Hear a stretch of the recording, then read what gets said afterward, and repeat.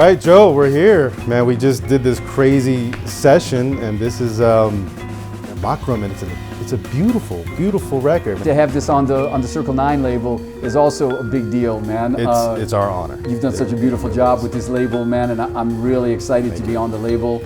And yeah, it's interesting. This album, I'm so excited because it's a continuation of my working quartet with Jim Riddle, Lauren Cohen, and Samvel Sarkisian. This is a band I very much want to keep together. I feel like I found my tribe, with this band.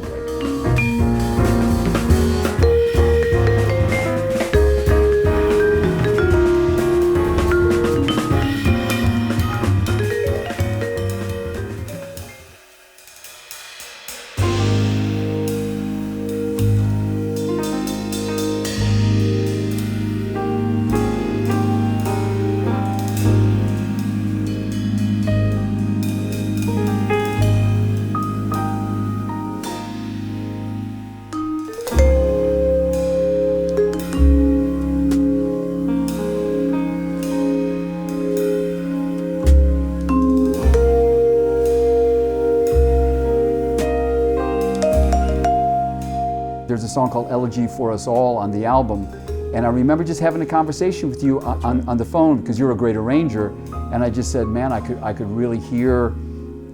You were talking about one of your own projects, and you were talking about brass. Well, it was a project that I wanted to get you on at some later point. I'm like, I'm hearing you with a bunch of brass. And you were talking about talking about brass septet, and I said I could really hear that on this song Elegy for Us All. How did this particular quartet come to be? Because when you play, and I had the honor of mixing this record and sitting in front of it and learning the tracks, and you have such an organic vibe about the way you play together, and now having played live with you a couple times. Absolutely, it's great having you in the band. Oh, I'm glad to be in the band. Yes, but how did this how did you select these guys?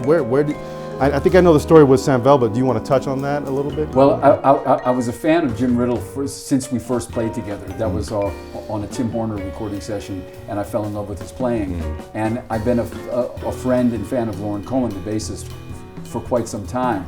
But the genesis of wanting them to be part of this quartet is I went to a club in New York City and heard them playing duo, Lauren and Jim. Oh, damn. And I just sat in the audience as a fan, and at the end of the evening, I was like, man, these two guys have such a thing. Mm-hmm. I would like to see what it would feel like with us to come together. Right. And Samvel, who I met when he was a student in the Netherlands, and I was teaching there, he's become like indispensable. He's a force of nature. This kid. He's an unbelievable drummer. And how old is he now? He's 25 now. He was 18 when I met him. There's such a diverse set of tunes here. We've got, Tushkin with Tim Garland on it, but then you guys go to Shifting Moon, which is a train thing. It's a train thing, but then it has like a fusion vibe too, because it's got some serious like rock energy and shifts between like time signatures and stuff like that. But it really is it's a genuflection to the music of John Coltrane, right? And we try to keep that in mind.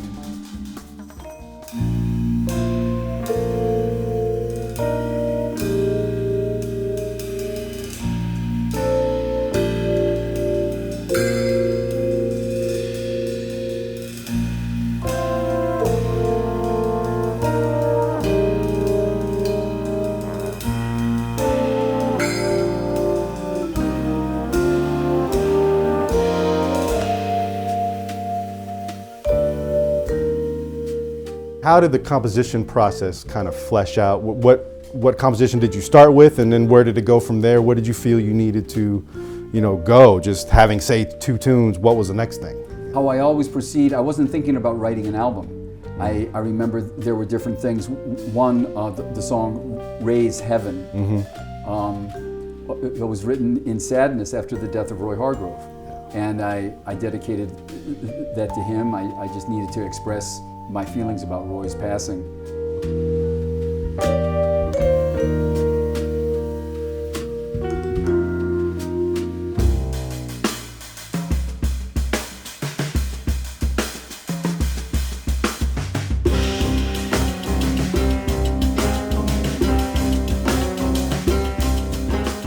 Makram, the title song, Makram he's a beautiful human being who sort of renewed my faith in people after meeting him when I was going through a period where my faith was a little shaken, you know? And I was sitting at the piano and I started to write what was really just like a minor blues in 5/4, and I started to realize as I played the melody, I'm writing this for Makram. Sometimes it'll hit you who you're writing for, you know? It's a nice place to be at this point in my life where I feel like, the records that I'm making and the music that I'm playing are fully expressive of who I am. And I think this album, Makram, is the best example of that. This is where I am in 2022 at this point in my life, and I was really grateful to get a chance to document it,